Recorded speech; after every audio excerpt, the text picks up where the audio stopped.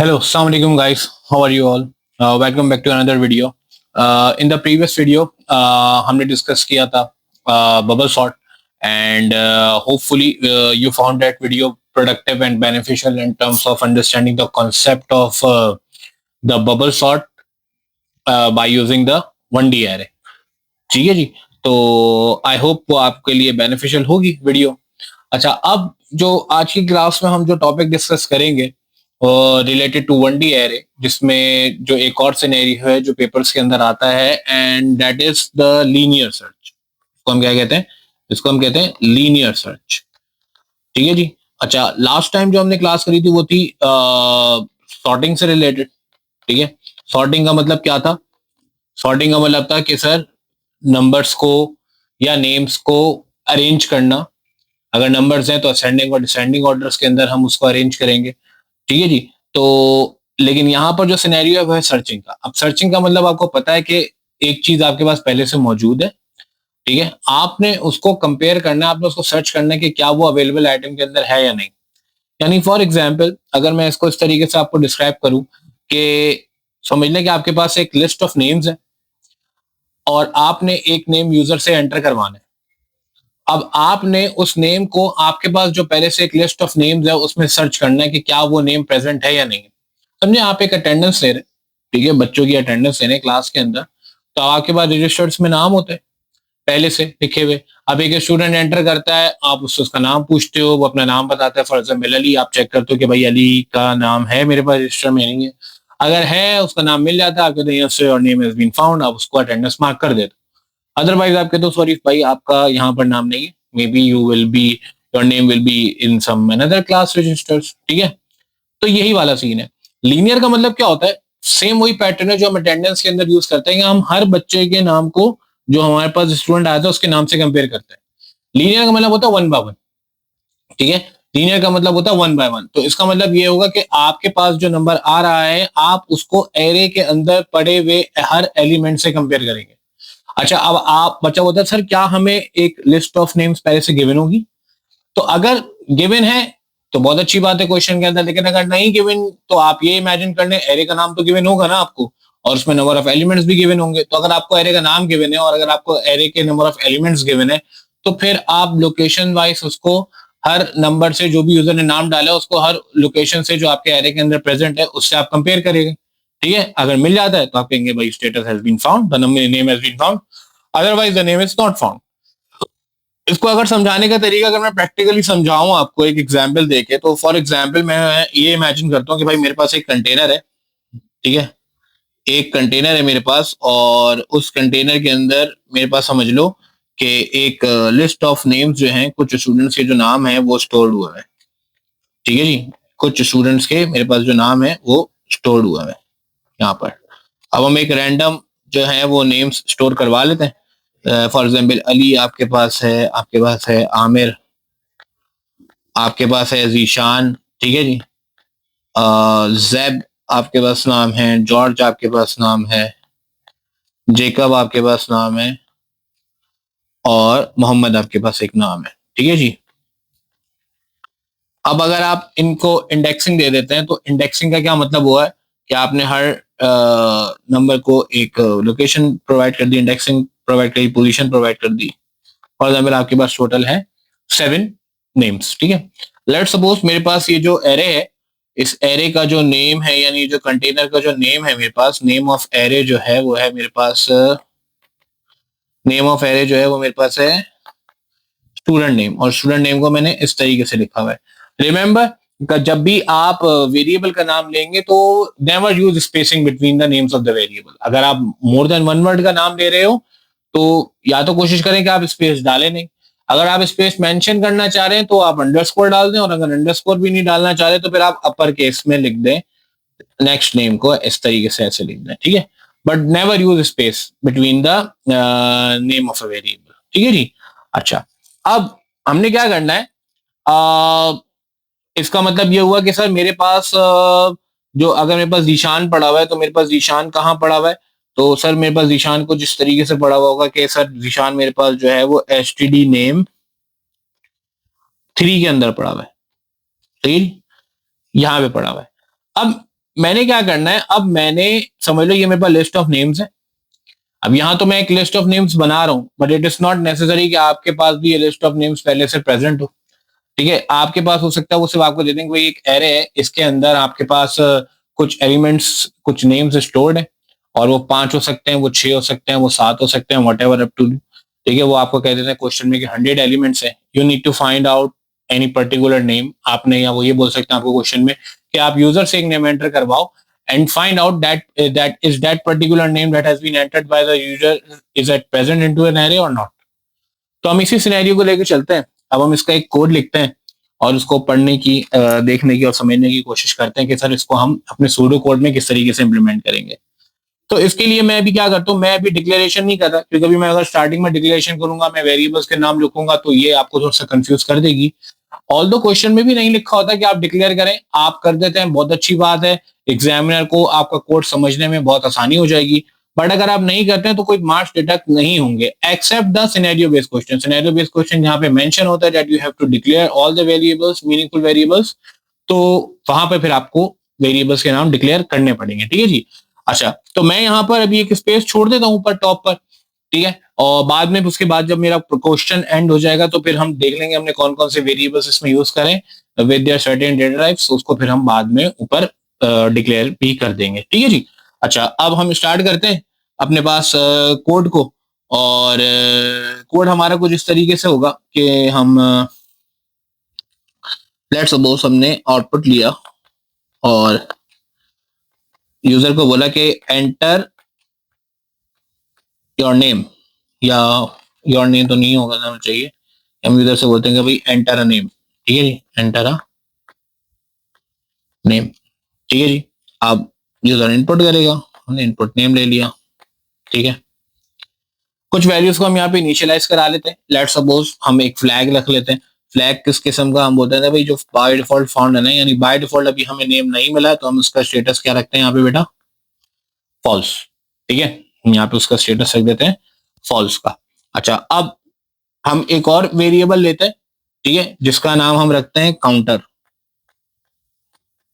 ठीक है जी, चलिए इसको छोटा कर देते हैं काउंटर, और इसकी पोजीशन में रख देता हूँ 1। अच्छा, अब स्टूडेंट्स बोलते हैं सर मोस्टली हम काउंटर की वैल्यू तो हमेशा 0 रखते हैं ना, कैलकुलेशन के अंदर हमें कुछ काउंट वाउंट करना होता है, तो ये क्या हम कुछ काउंट करेंगे? बेसिकली ये काउंट नहीं है, ये समझ लो ये वो पोजीशन है जिससे मैं अपने जो मेरी पहला नंबर जिस मेरी पोजीशन पे पड़ा हुआ है ना, ये वो मेरा काउंटर है। सही है, तो यानी जो भी यूजर ने नाम डाला है मैं उसको अपनी फर्स्ट पोजीशन से कंपेयर करूंगा, तो मैंने अपने दैट्स व्हाई मैंने अपनी जो पोजीशन है फर्स्ट वो इसके अंदर डाल दी, एक वेरिएबल ले लिया जिसको मैंने नाम रखा दिया काउंटर का, कि भाई मेरी वैल्यू जो है वो पहली वैल्यू एरे के अंदर वो इसके अंदर पड़ी हुई है। ठीक है जी। अच्छा, अब हम आते हैं कंपैरिजन की तरफ। ठीक है, तो सर अब किस तरीके से काम होगा, तो हमें हर नंबर को बार बार कंपेयर कराना पड़ेगा, यूजर के हर हर नेम को हमने बार बार कंपेयर कराना पड़ेगा यूजर के नेम से। तो इसका मतलब एक ही चीज हमने मल्टीपल टाइम्स करनी है, तो इट्स बेटर कि that we should use loop over here. तो हम यहाँ पे भी लूप ओवर करते हैं। अच्छा, अब यहाँ पे तो जैसे मेरे पास ये ऊपर एरे है जिसमें पता है मेरे पास 7 एलिमेंट्स हैं, तो उसका मतलब सर लूप 7 दफा ही चलेगा। बट व्हाट इफ अगर हमें पता ही ना हो, अगर हमें पता ही ना हो तो फिर हम क्या करेंगे, तो लेट्स इमेजिन कि भाई मेरे पास मुझे सिर्फ एरे पता है, उसमें कितने नाम हैं मुझे ये नहीं पता। तो लेट्स सपोज मैं यहाँ पर एक लूप यूज कर लेता हूँ, जब हमें नहीं पता होता नंबर ऑफ आइटरेशन, तो फिर बेटर क्या होता है कि फिर हम एक ऐसा लूप यूज कर लें कि जो कि या तो प्री कंडीशनल लूप यूज कर लें या पोस्ट कंडीशनल लूप यूज कर लें। तो मैं यहाँ पे एक फॉर सेफ साइड में लूप यूज कर लेता हूँ रिपीट का। ठीक है, अब रिपीट के लूप के अंदर मैं कंडीशन लगाता हूं, और कंडीशन मेरी कुछ इस तरीके की होगी कि मैं बोलता हूं कि भाई अगर इफ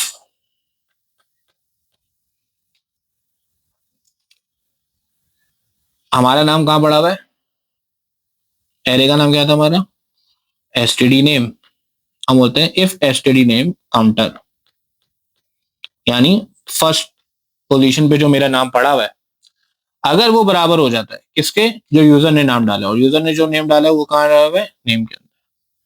ठीक है, कॉमा, यानी अगर ये सेम हो जाते हैं, यानी मेरे एरे के अंदर पड़ा हुआ पहला नाम और जो यूजर ने नाम डाला है वो, अगर वो दोनों सेम हो जाते हैं। अच्छा, याद रखिएगा असाइनमेंट ऑपरेटर हम इफ के अंदर इक्वल्स टू हम लगाएंगे वही वाला जो मैथ्स वाला हम यूज करते हैं। अगर यहाँ पर आपने एरो वाला ये लगा दिया तो गलत हो जाएगा। ठीक है, तो कंपैरिजन के अंदर आप इफ के अंदर और रिपीट अंटिल की जो भी कंडीशंस होती हैं उसके अंदर आप मैथ्स वाला इक्वल टू यूज कर सकते हो। ठीक है, तो अगर ऐसा सीन हो जाता है कॉमा देन, तो हम बोलेंगे कि भाई फिर आप ये काम करो कि आप स्टेटस चेंज कर दो। स्टेटस चेंज करने का मतलब क्या हो गया कि स्टेटस ये चेंज हो जाएगा कि फाउंड की वैल्यू क्या हो जाएगी, तो वही नाम मिल गया है। ठीक है, तो फाउंड इक्वल्स टू हम क्या कर देंगे, ट्रू। ठीक है, सिर्फ कंडीशन के अंदर आप इक्वल्स टू रखेंगे, रेस्ट ऑफ द थिंग्स में फिर आप वही एरो यूज करेंगे in order to assign a value in a variable. ठीक है, अच्छा अब आपने ये कर दिया, और अगर नहीं मिलता फॉर एग्जाम्पल तो हम एल्स क्या करेंगे, हम कहेंगे भाई नेक्स्ट पोजीशन पे जाओ। तो नेक्स्ट पोजीशन पे जाने के लिए मैं क्या करूं, मैं काउंटर के अंदर एक का इंक्रीमेंट करा देता हूं, counter is equals to counter plus 1 कर दो। ठीक है, यानी नेक्स्ट पोजीशन पे चले जाओ, नेक्स्ट नेम को कंपेयर करो जो यूजर ने नाम डाला उससे। तो अब अगर ये चीज हो जाती है तो यानी ये काम करते रहो और इसकी कंडीशन खत्म करो। अच्छा अब सर ये काम कब तक चलेगा, ये काम सर चलेगा आपका जब तक आपके फाउंड का जो स्टेटस है वो जो है वो ट्रू ना हो जाए। और अगर आप कहते हैं कि सर मुझे पहले से पता है कि मेरे एरे का साइज कितना है, फॉर एग्जाम्पल मेरे पास एरे का साइज था 7, और तो मैं यहाँ पे बाय डिफॉल्ट अगर मैं यहाँ पे साइज की वैल्यू 7 ले लेता हूँ कि भाई मेरा टोटल साइज है वो 7 है, तो फिर आप ये भी लगा सकते हो। और जो काउंटर है मेरा, काउंटर मेरे पास वही पोजीशन है ना, वो ग्रेटर देन साइज ना हो जाए। तो यानी इसका मतलब पूरा एरे देख लिया कि आपका नाम तो नहीं मिला, अगर पोजीशन अगर हमारे पास साइज से बड़ी हो जाती है तो उसका मतलब वहां पे फिर मेरा लूप बंद हो जाना चाहिए। ठीक है, इसका मतलब यानी मेरा एरे खत्म हो गया। ठीक है, तो ये मैंने एक चीज मॉडिफाई करने के आप इस तरीके से भी कर सकते हैं काम को। सही जी, अच्छा इसको मैं हटा देता हूँ ताकि कोई कंफ्यूजन ना हो। अब ये तो हमने कर दिया। सर व्हाट इफ अगर हमें नाम मिल जाता है तो फिर हम क्या करें, तो सर अगर हमें नाम मिल जाता है तो हम बाहर आते हैं लूप के। ठीक है, और फिर हम यूजर को बोलते हैं कि भाई अगर इफ फाउंड, अच्छा ये इफ फाउंड का मतलब क्या होता है कि भाई इफ फाउंड का मतलब ये होता है कि भाई लेट सपोज अगर आप ट्रू नहीं भी लिखते हो कि लेट सपोज ये आपको नाम मिल गया, अगर आप इफ फाउंड के बाद नो नहीं लिखते हैं और ऐसे ही छोड़ देते हैं तो सिस्टम ये इमेजिन करता है, सुडो कोड का मतलब ये होता है कि डेट के स्टेटस क्या है, वो यस है। ठीक है, तो वो कहते हैं ना कि जब आपसे कोई सवाल किया जाए यस और नो के अंदर और आप खामोशी इख्तियार कर लें, चुप हो जाए, तो फिर वो उसको एक्सेप्टेबल समझ जाता है कि भाई आपको कोई इशू नहीं है। तो यहाँ भी समझ लो कुछ इसी टाइप का सीन है कि अगर आप जस्ट इफ फाउंड लिख देते हो, आप ये नहीं लिखते कि ट्रू या फॉल्स है, तो ये इमेजिन किया जाएगा कि इस मींस के नाम मिल गया है, that the name has been found. तो अब अगर ये आ जाता है कि इफ फाउंड देन, तो हम आउटपुट करवा देंगे मैसेज। मैसेज क्या आउटपुट का होगा यूजर के पास, इफ फाउंड देन आउटपुट, हम बोल देते हैं नेम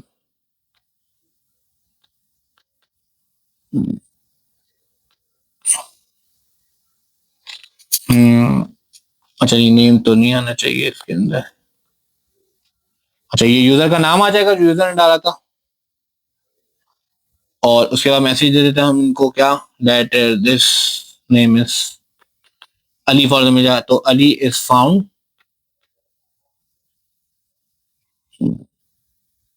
एट पोजीशन, पोजीशन कहां पड़ी हुई है भाई, काउंटर के अंदर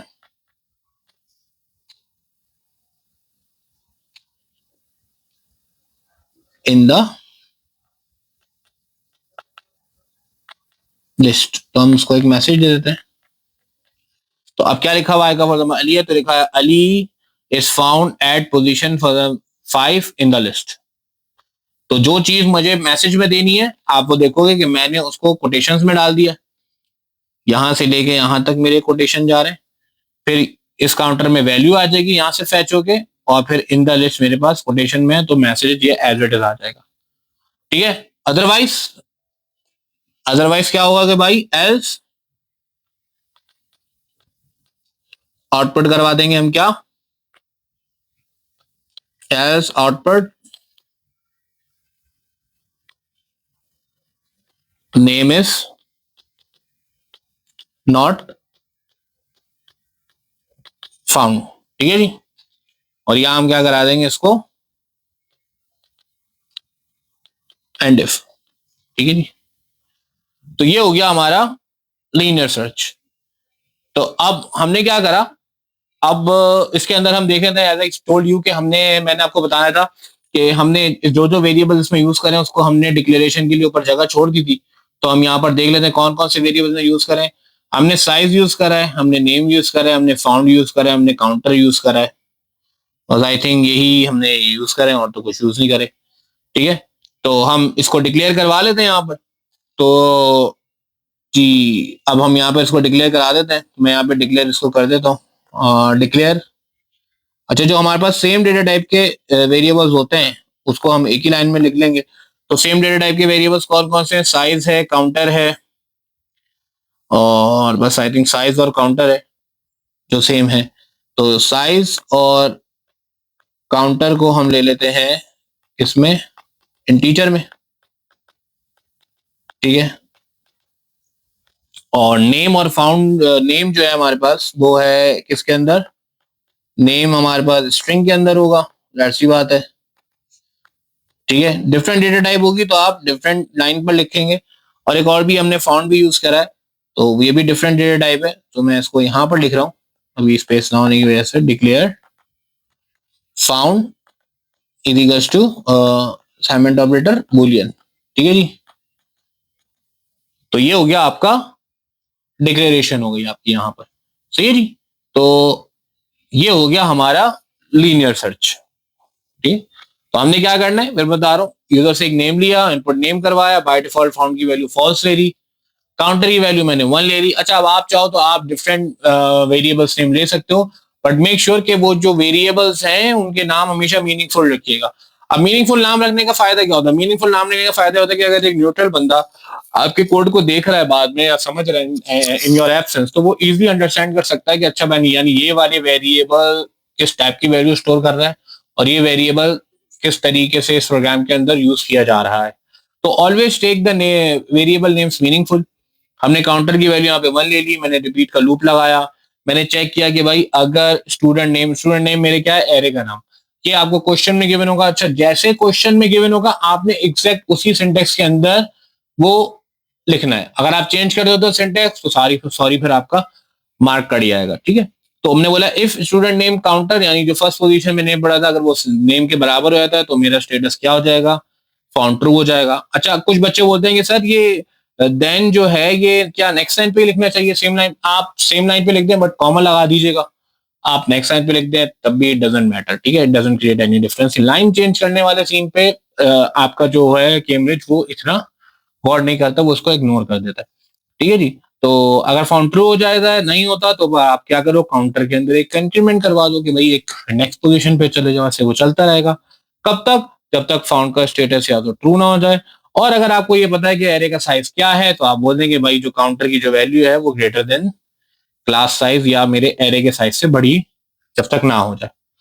फिर मैंने किया था कि अगर इफ फाउंड हो जाए, यानी इफ फाउंड का मतलब क्या होता है कि अगर स्टेटस फाउंड का ट्रू हो जाए, यहाँ लिखने की जरूरत नहीं होती, आप जस्ट ये लिखेंगे अगर इफ फाउंड हो जाता है तो कॉमा देन फिर क्या होना चाहिए, आउटपुट नेम लिख दें, name is found in the position, name मिल गया है हमारे पोजीशन पे, इस पोजीशन का नाम आ जाएगा और फिर इन द लिस्ट।